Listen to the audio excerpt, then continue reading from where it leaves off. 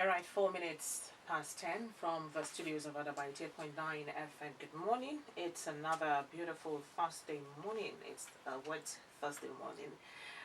It's nice to be here on the program again.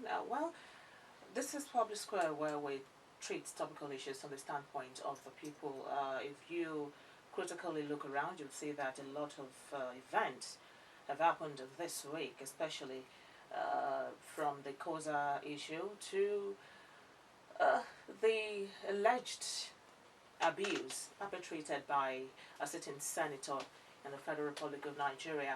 But this morning we would be talking about something that has continuously caused the public outcry in Nigeria. That's the farmers herdsmen clash vis-a-vis the Ruga settlement policy proposed by the federal government, which was, however, suspended yesterday. But then we still have to talk about it. Farmers herdsmen clash has continued to raise public outcry, especially as this results in loss of innocent lives and property of Nigerians, mostly in their private spaces.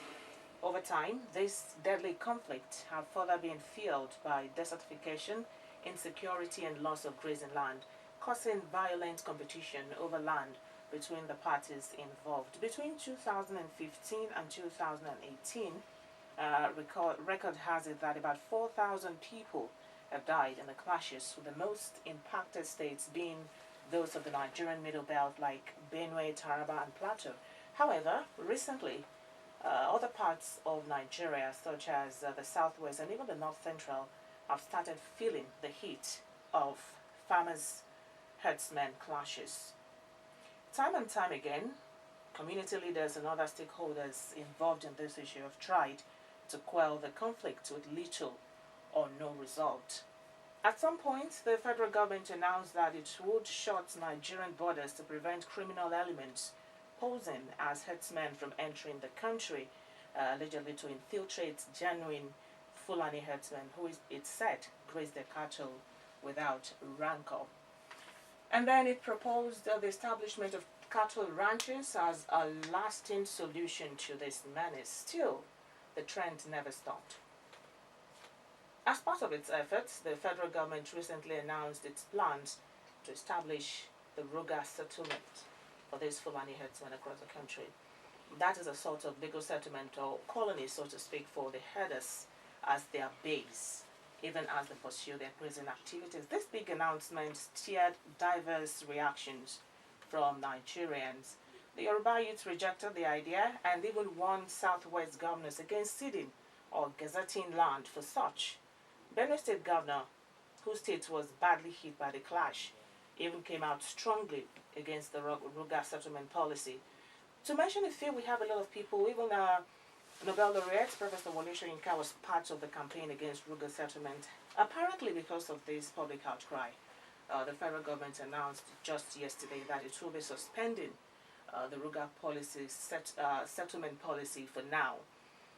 As this is, Nigerians are still bothered. The word used in that announcement is suspension and not cancellation. That is to say that it could be reopened in future. So let's talk about this morning. And with me, I have the PDP, that's the People's Democratic Party Publicity Director, Zadok Emmanuel, here with me. Good morning and thank you for coming. It's a pleasure to be here with you this morning. And since we're talking security, I have a security expert, that's Mr. Abu Adams. Nice to have you as well. Thank you very much. Thank you, listeners. My name is Olabisi Olani Oluwasegun. We'll go on a very short break. When we return, we'll have issues to talk about.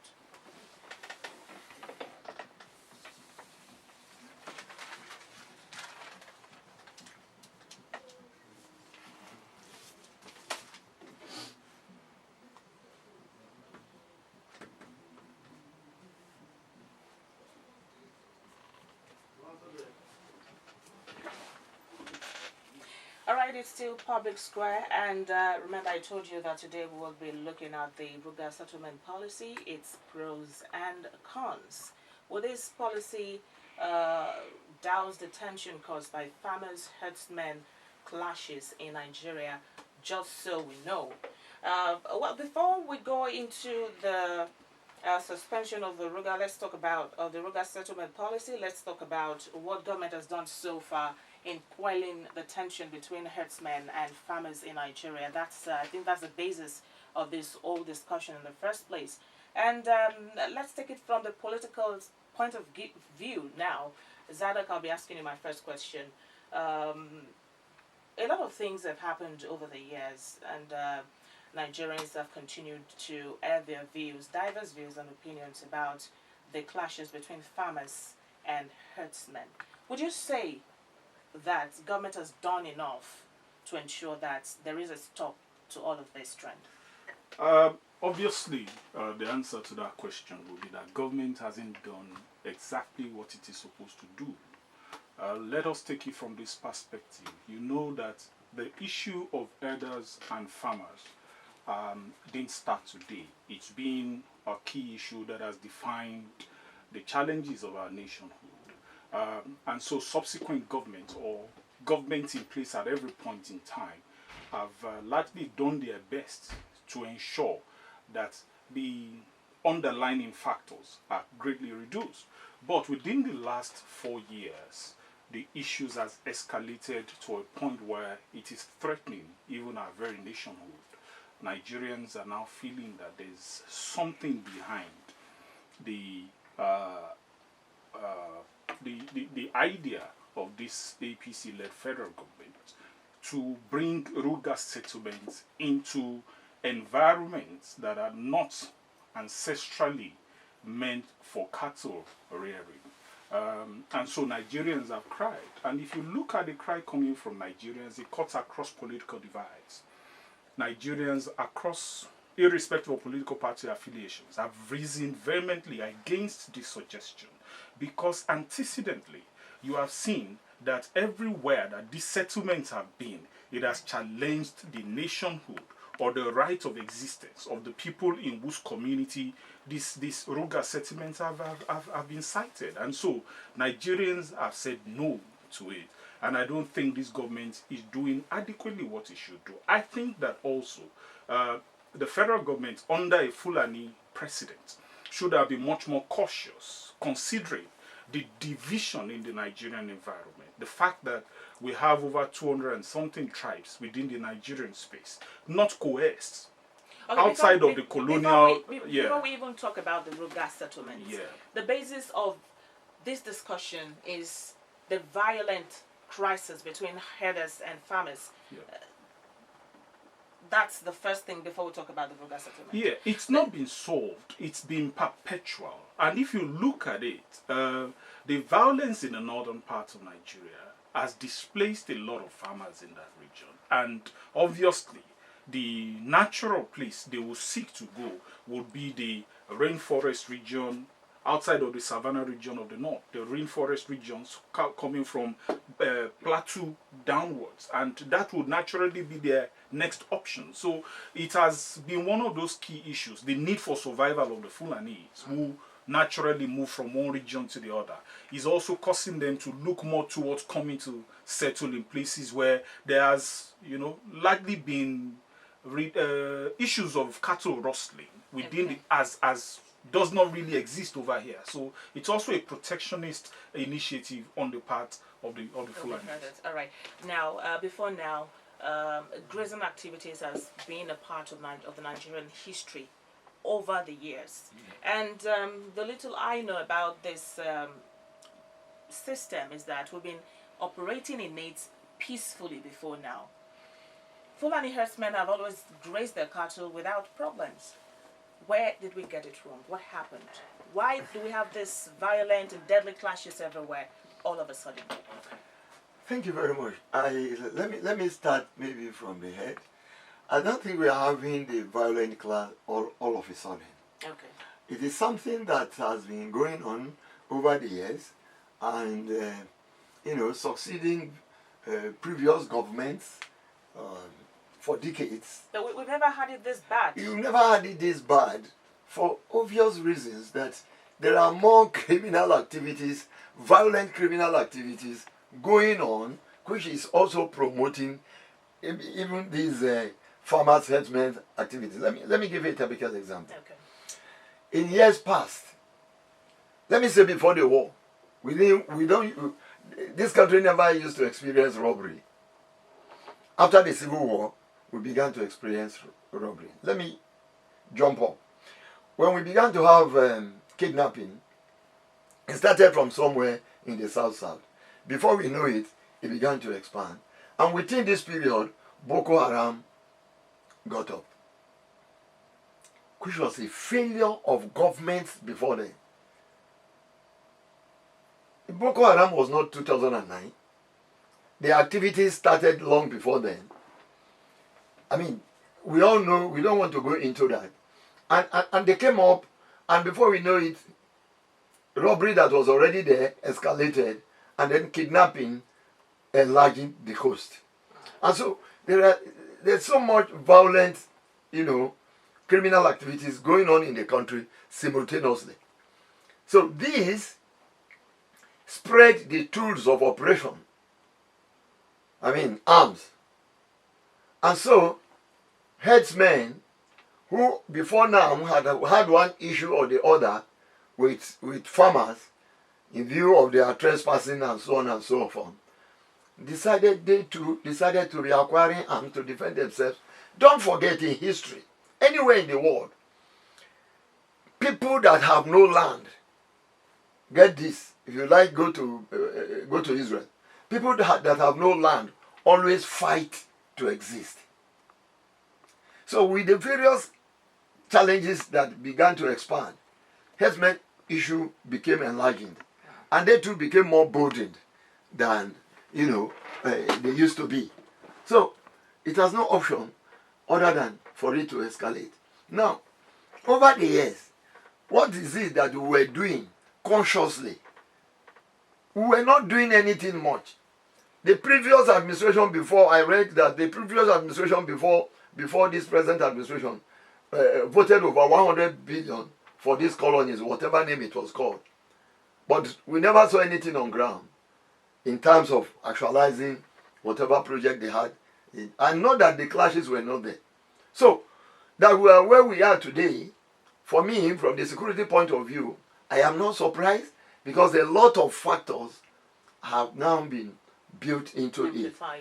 It. People have read religious meaning, people have read political meanings, people have read all manner ethnicity and all the like. I mean, it's like, okay, the government has suspended, just like you said, their major policy of addressing the issue. Now, we don't know what is the next line of action. But even though, from the security point of view, we have issues that we can also, begin to roll out what we think are our fears, Because, don't forget, it's during this period that some associations within the headsmen group were calling their brethren anywhere in Africa to begin to run to Nigeria. You remember? This headsmen farmers clashes yes. has gone beyond just going or exactly. invading the farmlands exactly. of other Nigerians, exactly. killing and maiming them. Exactly. It has gone further to the extent of kidnapping innocent Nigerians for ransom. Yes. Zadok, I'm turning to you. Yeah. What's your explanation of this? I think that we must always keep in focus the issues of the creation of the Nigerian state, and the fact that you have a Nigerian state created from a complex array of ancestry, and that each ancestry within that conglomeration has a desire for self-expression, has a desire for inclusion within that system. And we have come to a point where there has been some stability in the definition of the various nationhood in terms of state creation and all of that. So you know that the Yorubas ancestrally dominate the southwestern part, the Igbos in the southeastern part, the Shekiris, Urobo, Ijos in the southern part, the Fulani, Hausa, Kanuri in the in the far north, and then you have in the center the Benue, the TV people and all. And so we have had some sense, also some sense of justice, in that there's my nation defined in this nation. Conflicts occur or arise when you find nations seeking to enter or to disrupt that stability. And I think that's one of the things that made the federal government to suspend this issue. Look, every community that has its own land will go in battle with any other community, a sister community, that seeks to expand those accepted boundaries. And so when you are talking about the Fulani herdsmen issue, ancestrally they've always migrated back and forth from the north to the south without us having this issue. But you have a northern part of the country that has a huge population of children that are Almajiris, who are not under the control of any specific societal system. And so these children will grow up without an idea of what they are supposed to push or what they are supposed to aspire for or achieve in a society, becomes a burden. And so you find the escalation of security issues in the northeastern part of the country having given a lot of people that should not have access to arms an opportunity to have access to arms. And those arms that are in their hands will give them a reason to want to aggregate themselves into criminal organizations. And then while they are migrating from one part of the country to the other, they come to different parts of the country where they see some sense of stability and wealth and look at what do we do. Let's also put into perspective the fact that Boko Haram seeking funding could also be, supporting or perpetrating some of these kidnap issues. But the core element in all of this is that in most cases when perpetrators of this evil have been caught, they have been discovered to be Fulani herdsmen. In a lot of cases where people have been kidnapped and released, they have found that those who kidnapped them are Fulanis. And so people, it's not just because some part of the country wants to call a dog a bad name so that they, no, it's not. It's the fact that people that are in this trade are largely of that extraction. Whether they are Nigerians or not, it's not the case. The issue is that crimes are being perpetrated within your region. It is natural for people in that region to become agitated, yes, to look at how do we stop these people, yes, from coming, yes, into our territory. If they now have the backing of a federal government who sets up colonies, then there's a federal backing and a law justifying those colonies. How do we ensure that those who will perpetrate themselves in those colonies are not going to have criminal intent? A federal government that has not been able to secure the borders of the country against alleged foreign invasion of Fulani herdsmen, how will they be able to secure 36 or 100 communities of Ruga across 36 states? How would they be able to do that? Those are the issues. Okay, before now, I mentioned that a lot of state governors were strongly in opposition of the Ruga settlement policy, but that is not to say that we have some other governors who also supported it. One of such governors is Simon Lalong of Plateau State. Let's hear what he has to say, then we'll pick it up from there. Okay. The Ruga thing should not be anything that will bring controversy. For the level of sensitization that we already made. I'm a member of the Food Security Committee and a member of the Herdsman Farmers Committee. We've gone a long way on this issue. And we've said that the only solution that can address some of these insecurity issues between herdsmen and farmers is the ranching policy. Those states apply. Those states said, we have lands for it. It's not federal government that is imposing it on any state. To the benefit of Mr. President, the President has not imposed that on any state. It was voluntary. And they said any state that is prepared to do that to address the issue of insecurity in his state should come out and apply. So some of the states apply and we are at the level of pilot. Yes, sir. Monique, sorry to see you.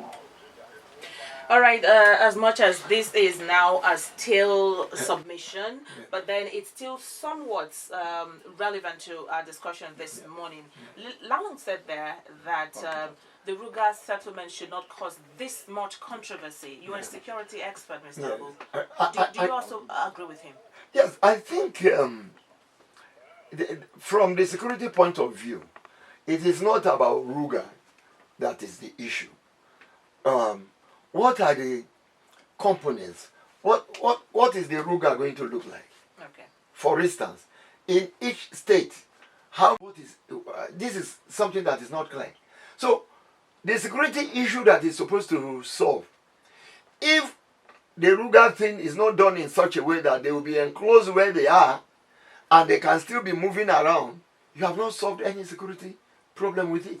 Because as they are moving around, and they are still, but principally, let us even go, if we are talking about security and this herdsmen's issue. We have seen videos in this country where they are so-called vigilante, fully armed, moving like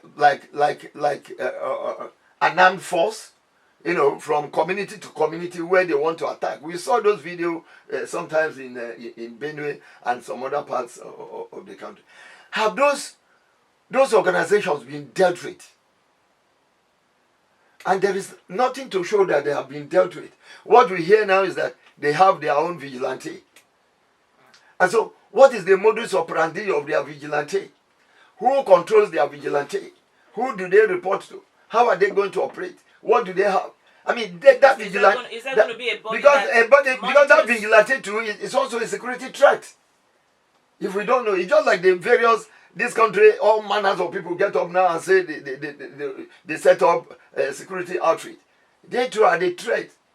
We have seen that. So that's why I say government has not. There are certain basic things that are supposed to have even been done as far as the security of this. Security is concerned. Those that are threatening have not been dealt with. Okay. And please, before you go, you talked about kidnapping. We have seen in this country where these headsmen have kidnapped, collected funds like 10 million, 20 million. Where have you seen a headsman spending 10 million? It means that there's a setup, there's an organization that they are sending that money to. And I will not be surprised that there is either a more powerful syndicate, possibly of international status, that these guys going about kidnapping, having themselves all over the country, can be reporting to. And security and intelligence need to deal with that. Okay. Is that okay? You're going to say something? Yeah, I think we cannot excuse the existence or the roles and the responsibilities of any federal government. The federal government statutorily has the responsibility of protecting the territorial integrity of Nigeria. If we have the army, we have the navy, we have the air force, why are they there if they cannot protect the integrity of the Nigerian space? And then we keep excusing this as something that is ancestral, that has always been there. People don't hate the Fulani man.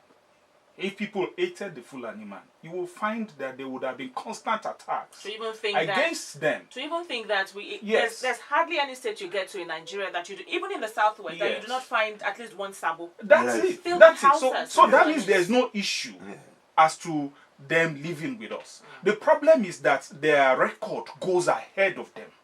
In this country, it's on record, a particular governor has been noted to have said, and I quote him, that if you kill one Fulani man, you will pay.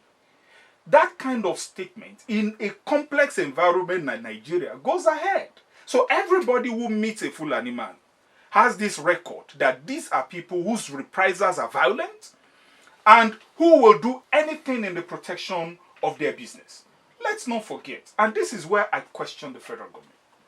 Cattle rearing is a personal business, irrespective of whosoever goes into it. It is not a national responsibility to provide space or to provide resources for people's personal business. It's not. Look, if you say, okay, we are setting up Ruga in different communities across the country, it is insensitive on the part of whosoever proposed it. Because are you asking how many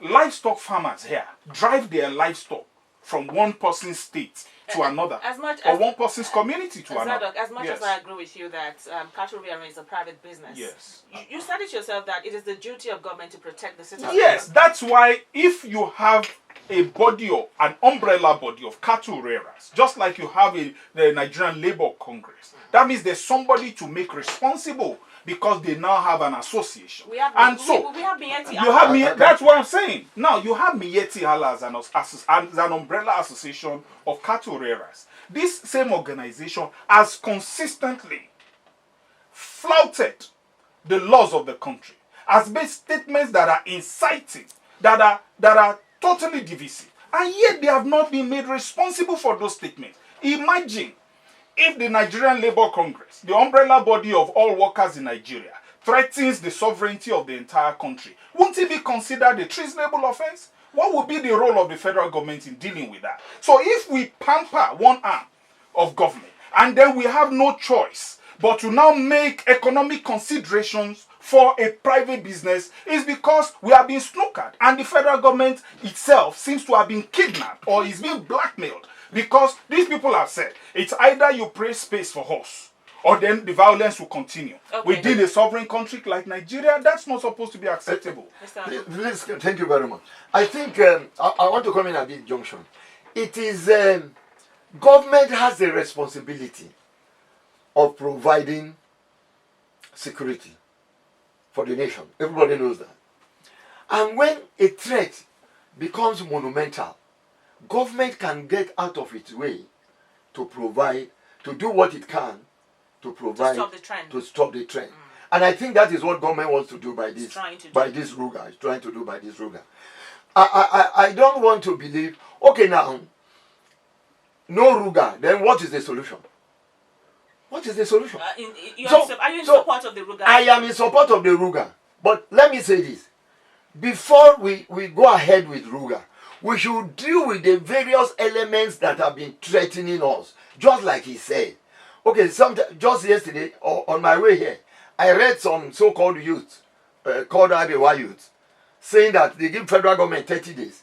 That if he does not go ahead with Ruga, they will make their... Who are they threatening? Government should deal with such situation so that people can have confidence. Just like he said, that government is not being kidnapped or government is not being pressured to what he wants to do. And then put in the land they are going to acquire. Who is going to pay for it? Because some of this land had already gotten ownership. People own it. And you don't think they will just... Is it the state government that is going to pay? So that there is no agitation among the landowners in the future. Those things should be taken care of. And then, like I said, is the Ruga that we are going to establish, is it going to bring all the Fulanis in this world, and some people have called them to come to Nigeria land, Nigeria is their land? Or we have some Fulani herdsmen that have been our own traditional neighbors, we have known them over the years, they live in our communities, those are the ones to move. And I think, in my opinion, those are the ones to move into the whatever Ruga we are going to create. How do you... However, identify however, you see, the question of identity, for me, if we are sincere, yes, in this country, and which is opposed to what happens in other nations, we are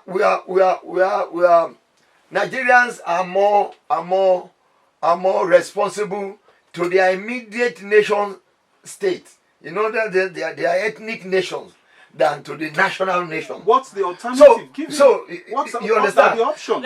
He's trying to make a point. Let him land. Yeah.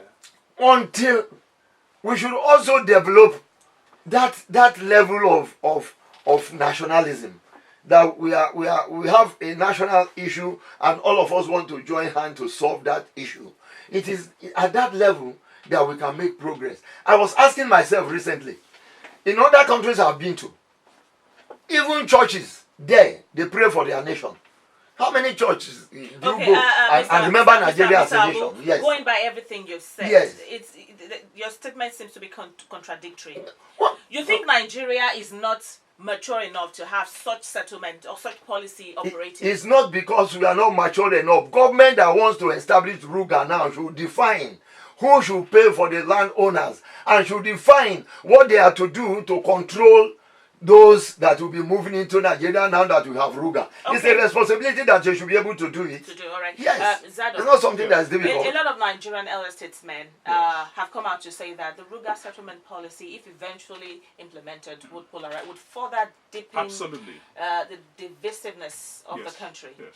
Do you also agree? I totally agree with it, because it does not seem to come with a sense of justice and fairness.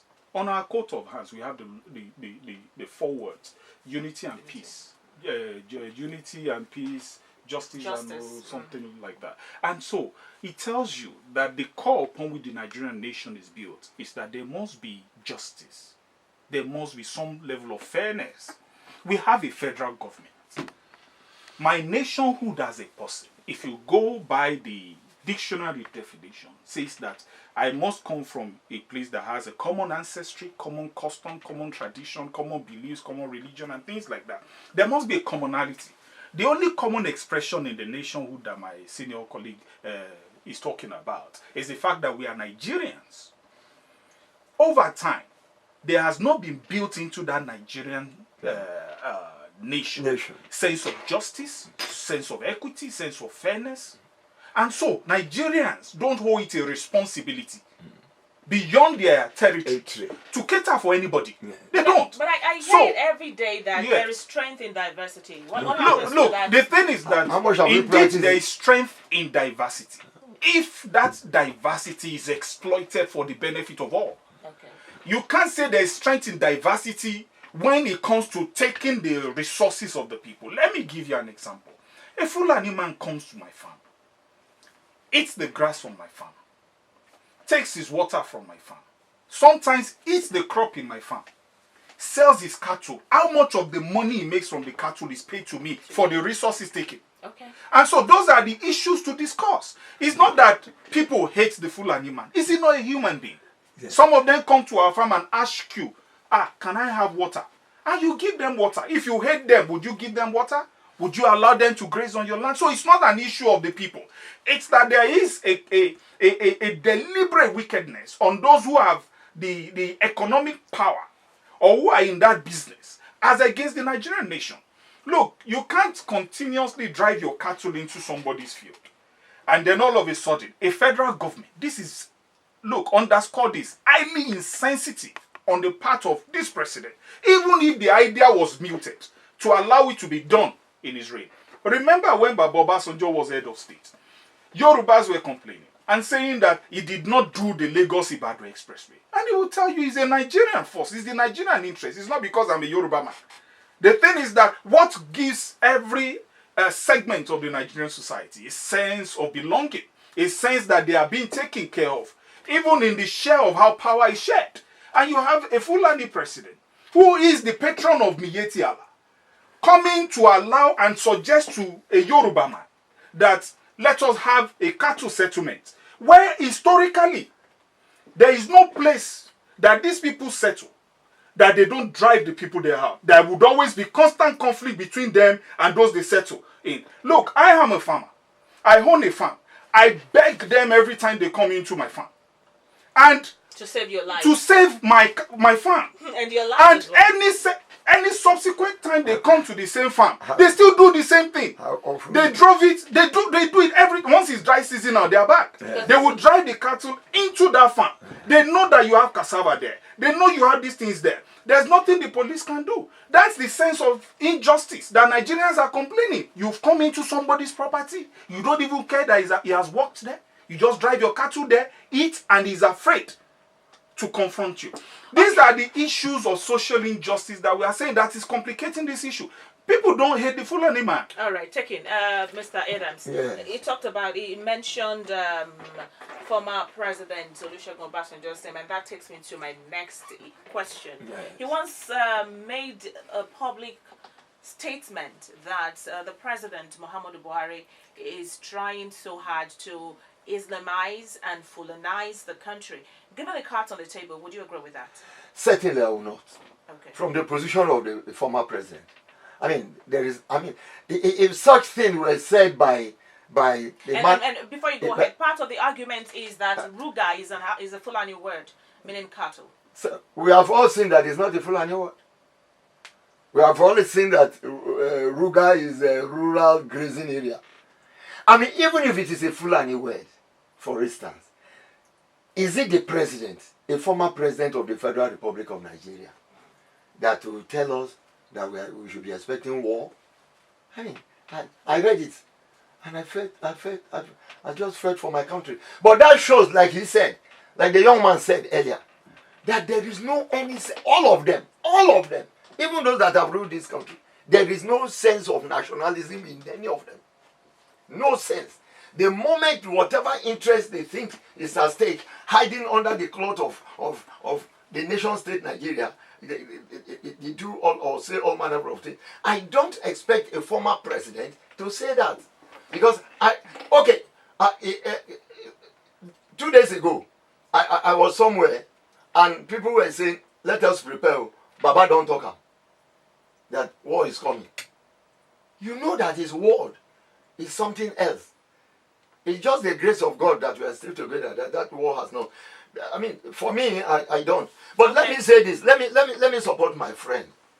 That it's just that when we are talking about criminal activities, in any nation where there is high unemployment and high illiteracy, expect criminal activities.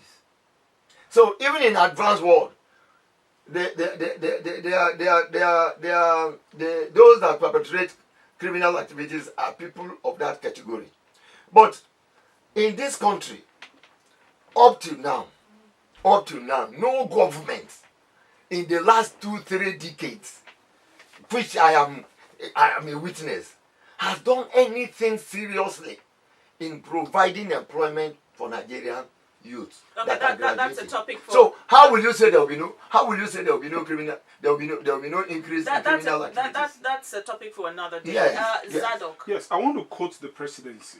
They said, Ruga settlement that seeks to settle migrant pastoral families simply means rural settlements in which animal farmers, not just cattle herders, will be settled in an organized place with the provision of, and I want you to know this, necessary and adequate basic amenities such as schools, hospitals, road networks, vet clinics, markets, and manufacturing entities that will process and add value to the meat and animal product. If you look at the components of what will be provided, what they are saying is that communities, nations will be created in the Ruga settlement. You are going to provide them all infrastructure that says that they are not just a city or a village. What it means is this: when you create a village in another person's community, won't there be an hierarchy of leadership? Won't there be a need to set forth a system of leadership? Is there any place where these settlements are being created that you won't find the emergence of an emir of a Fulani extraction in that place? Then would you be solving this problem in the future for our children to bear, when they will now have the responsibility of dealing with a community within their community, a nation within their nation? Why don't we look at using Sambisa, which people have suggested, which is a very large expanse of land? Why don't we look at, if you are setting up these communities, and this I say to my Yoruba brothers, look, cattle rearing is a multi-billion naira venture. Of course. It will be asinine on our part not to go into it as a people. Because if you give an example, in Akure on a daily basis, I am sure that at least a minimum of 50 cattle will be killed to feed the people. Now, multiply that by the 18 local governments. Multiply that by 200,000 naira. You see how much money is in it. So it's an economic issue. It has nothing to do with it being a culture of any people. It's the culture of some parts of the south to raise pigs. They like raising pigs. Why don't we decide to create settlements for them so that we can, as a federal government, encourage their business to grow? Create settlements all around. Don't they eat pigs in the north? Don't they eat pigs in the middle belt? So the issues are so more complex that this idea of Ruga seems to underscore or highlight the divisions within this our Nigerian system. And that's why I think, once again, that it is insensitive at this time, when Nigerians are already challenged with our nationhood, are already losing faith. Nigerians are moving out en masse to bring this suggestion. It might have been sensible maybe 20, 30 years ago. Or it may also be sensible maybe 20, 30 years down the line. But there are systems that we need to build, structures we need to build. First of all, making every Nigerian feel a sense of responsibility towards the Nigerian nation. Not at this time. Absolutely not. And I still underscore this. Herdsmen don't have any cultural, traditional compulsion to move their cattle from one place to another. It's simply looking for resources across where the resources are available. And if you move from where you are statutorily based into another person's territory, the minimum you should give is respect. Respect that you come in, because when you sell your cattle, when you make the money, you don't come back to pay the people who own the resources. Okay, a lot of voices have been raised. A lot of people have aired their opinions over the last 2-3 days since this Ruga settlement policy argument has been in the public space. But The president eventually bowed to pressure yesterday by suspending the Ruga policy. In the meantime, what do you think the government should do? Well, I think in the meantime, government should now engage people at all levels, stakeholders, to discuss the way forward. Is there going to be a substitute for Ruga? Or is there a way Ruga is going to be organized? Because even the major challenge I see are those guys, are they even ready to move to a community? You mean the headsmen? Yes. Has the government sensitized them enough that they will move to a particular community? They will not be moving up and down a particular state or a particular area after Ruga must have been completed. And considering their arrogance, I don't think they have agreed to do that. Because over the years, all the appeal to them, all the various meetings they have had at the state level and local government level across the nation, have not seen the positive result of such thing up to now. Don't forget that more than 60% of the various issues people have had with them are not even reported.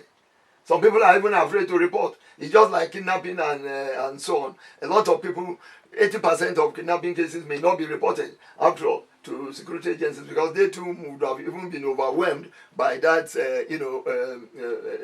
by the situation. So I think government should now engage the various stakeholders in discussing the way forward. If it's going to be Ruga, what's going to be the rule? But for me, whatever is going to happen, we should deal with those that are threatening our country first and foremost. The so-called vigilante of these headsmen that go across the country attacking people should be dealt with. Zadok, when asked the reason for the for the abrupt suspension of Ruga settlement policy, the presidency made a statement that the Ruga settlement was suspended because it was not inconsistent with the approved National Livestock Transformation Plan. Were there no consultations before the announcement of this? That underscores the systemic challenge we have in Nigeria. It also underscores the fact that it seems as if everything done by this government is ad hoc, is just an afterthought. It's not well thought out. Let's look at it. If there's a policy, why don't we go back to the policy in the first place rather than creating an idea that divides us? By the time they are bringing the policy that was in place initially, a lot of Nigerians will still reject it because they have gone ahead to try and, come through a corner to achieve a means. Don't forget that one of the ideas for which they said they are going to settle this is that they are going to settle pastoral farmers. Yorubas are not pastoral farmers. Igbos are not pastoral farmers. They don't move from one place to the other. So where is the sense of justice if we use the commonwealth of the country to try and create economic power and empowerment for a section of the country? And so they need to think about things before they bring these ideas up. They need to look at how does this, at this time, unite the Nigerian nation?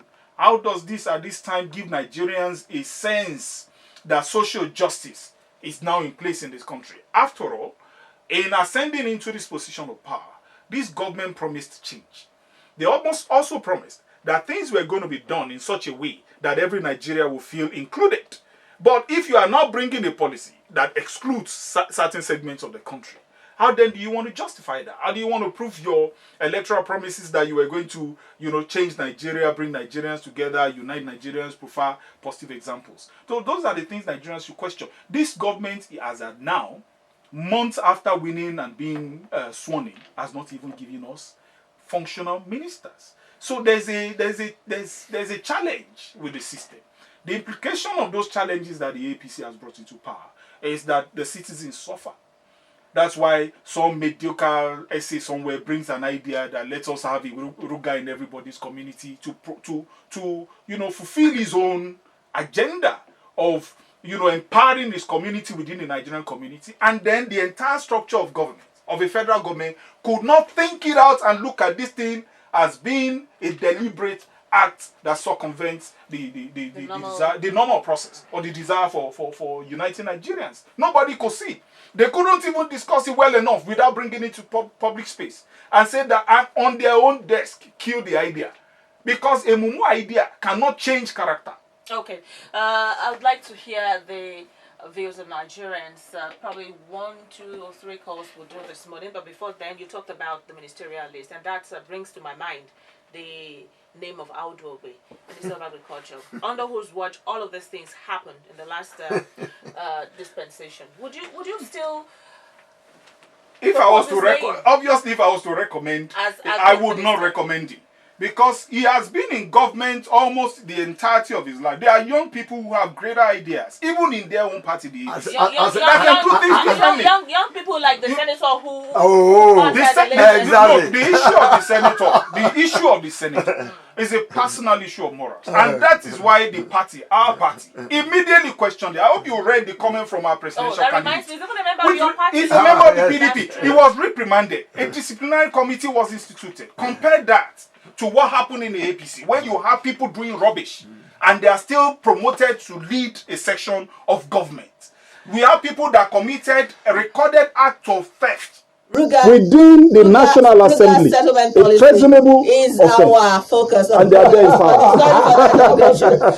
Let's open the port for people to call in. 0816-251-9991, 0816-251-9991. 0908-177-8793. The federal government has bowed to pressure by suspending the Ruga settlement policy. But then, what do you think should be done in the meantime? Hello, good morning.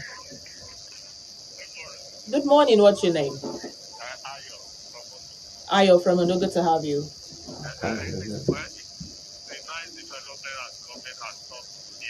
Ayo, kindly move away from your radio, please, before you go ahead.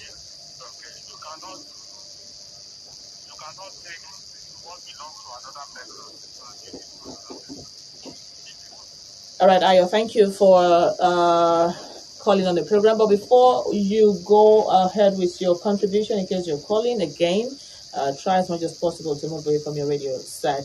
0816-251-9991. Hello, good morning. Hello, good morning. Yes, good morning. What's your name? Yeah, Adaba from Bucharest. Alaba. I think you played the case of a voice of governor of Plateau State. If you are thinking of those who are directly concerned on this issue, of course, you should mention Simon Lano of Plateau State. And he has said it all.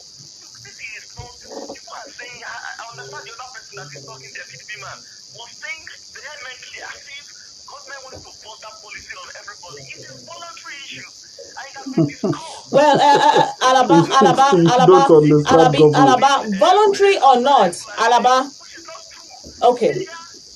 Have we been asked as Yoruba people? Voluntary or not? Is there a referendum in Yoruba land that has asked you to wonder?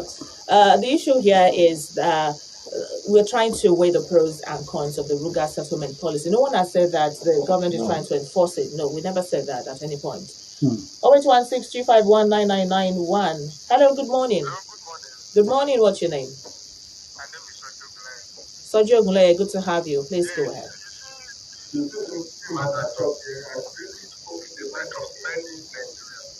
Not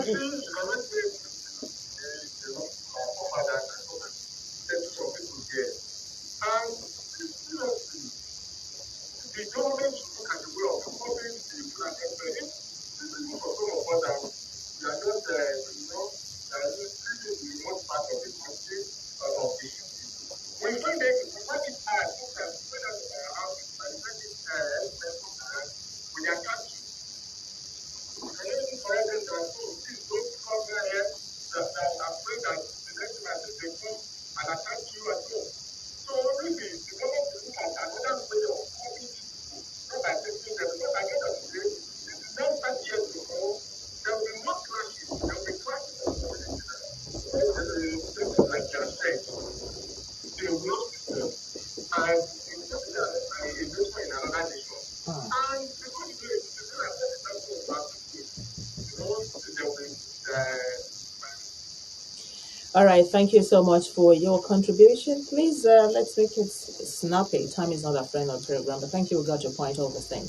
Any reaction what to choices? What choices does the governor of Plateau State have? What choices? How do you mean? Historically, the Fulanis are, continuously the clashes between the farmers and herders in Plateau State. It's just like a kidnapper. who comes and kidnaps you, and so you have no choice but to negotiate. Is it your first intention to give your money to a kidnapper? But when he has perpetrated enough violence in your home, won't you negotiate? Won't you permit it? Okay. So when we talk about some people have agreed that it's not the will of the people, but what choices do they have? Let us have some sense of social justice. Any government, irrespective of political party, that runs Nigeria must know that the greatest thing Nigerians want is visible evidence of social justice that helps them to have a buy-in into the Nigerian nation. 08162519991. One more call, and that will be it on the program. Hello, good morning. Hello, good morning. Good morning. Yes, what's your name? My name is Francis. I'm calling from Italy. Francis from Ekiti State. Quickly. Yes. Yeah, this is the program at this time. Hello, ma. I didn't get you. I didn't get you, Francis. All right, I was trying to pick your words up, Francis, but unfortunately I couldn't. Thank you for being a part of the program. That's it on Public Square this morning. I want to really thank my guest on the program this morning for coming. Zadok Emmanuel of the PDP. He is the publicity director of PDP in Ondo State. Thank you for coming, Zadok. It's a pleasure and a honor to be And here. our security expert in the house, Mr. Abu Adams. Thank you so much for being a part of the show. Okay. This is how far we'll be going. My name remains Olabisi Olani Oluwasegun. Well, all has been said and done. And then all I can say now is to keep our fingers crossed, waiting for what government will do next. Good morning.